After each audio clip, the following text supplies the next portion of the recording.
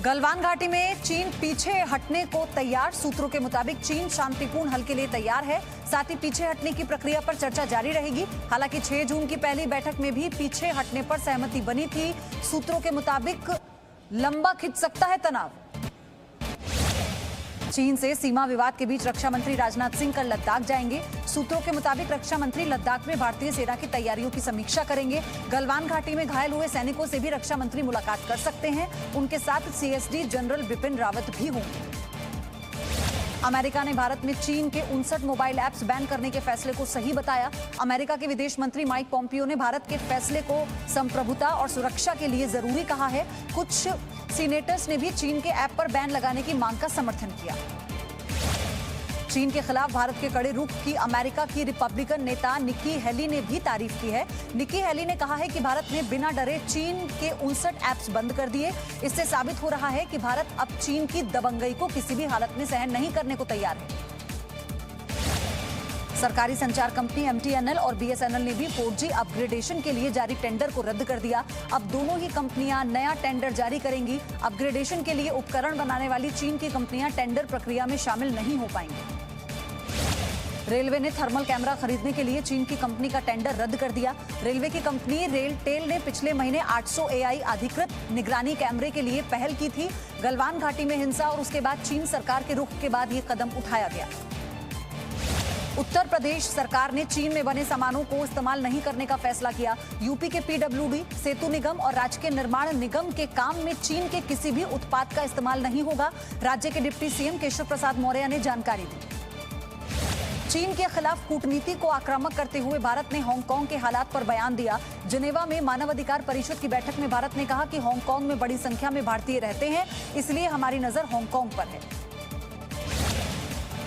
देश में कोरोना संक्रमण फिर बढ़ा। बीते 24 घंटे में 19,148 नए मामले सामने आए। 24 घंटे में 434 लोगों की मौत। देश में कोरोना संक्रमितों की संख्या बढ़कर 6,04,441 पहुंची। 3,59,000 लोग ठीक हुए। कोरोना से अब तक 17,834 लोगों की मौत हो चुकी है।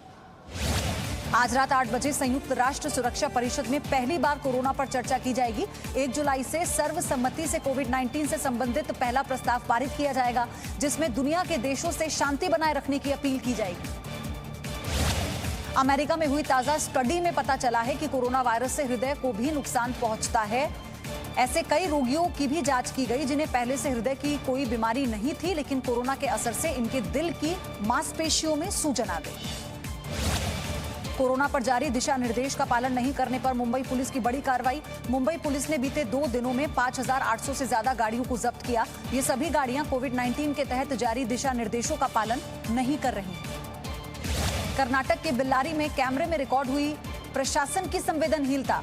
कोरोना संक्रमित शवों से बदसलूकी के बाद अब दावगेड़े और यादगिरी जिले में भी ऐसी ही तस्वीरें सामने आई। तस्वीर में PPE किट पहने स्वास्थ्यकर्मी शवों को घसीटकर गड्ढे में डाल रहे हैं। तस्वीरों के वायरल होने के बाद लोगों ने नाराजगी जताई।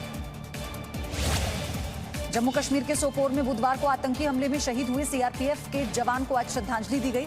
CRPF के ADG जुल्फिकार हसन ने कहा कि मारे गए आतंकियों के पास से 60 गोलियां और 2 खाली मैगजीन मिली हैं।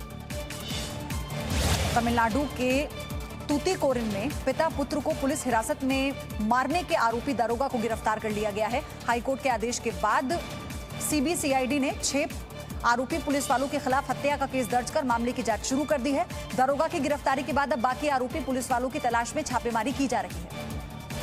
हिमाचल प्रदेश में ऊना के माता चिंतपूर्णी मंदिर में इस बार श्रावण अष्टमी मेले का आयोजन नहीं होगा।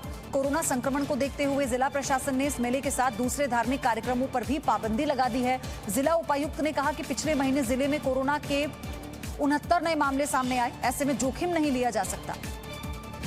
कांग्रेस महासचिव प्रियंका गांधी वाड्रा लखनऊ के कॉल हाउस में शिफ्ट हो सकती हैं। 3 महीने पहले कॉल हाउस की मरम्मत शुरू कर दी गई थी। ये बंगला गांधी परिवार की करीबी शीला कॉल का है।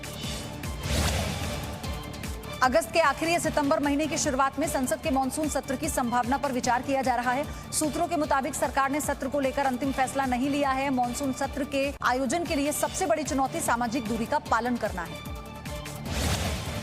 रेलवे में निजीकरण का रास्ता साफ हो गया है। केंद्र सरकार ने 109 जोड़ी प्राइवेट ट्रेन चलाने के लिए प्रस्ताव मांगा। पूरे देश के रेलवे नेटवर्क को 12 क्लस्टर में बांटा गया। इन्हीं 12 क्लस्टर्स में प्राइवेट ट्रेनें चलेंगी। कांग्रेस ने इसका विरोध किया है। कांग्रेस के वरिष्ठ नेता अहमद पटेल से संदेशरा ग्रुप बैंक फ्रॉड मामले में आज तीसरी बार पूछताछ होगी। ईडी की सुनील यादव ने ईडी को बताया था कि चेतन और गगन धवन अहमद पटेल के घर कई बार आया जाया करते थे। अहमद पटेल ने इसे राजनीति से प्रेरित बताया।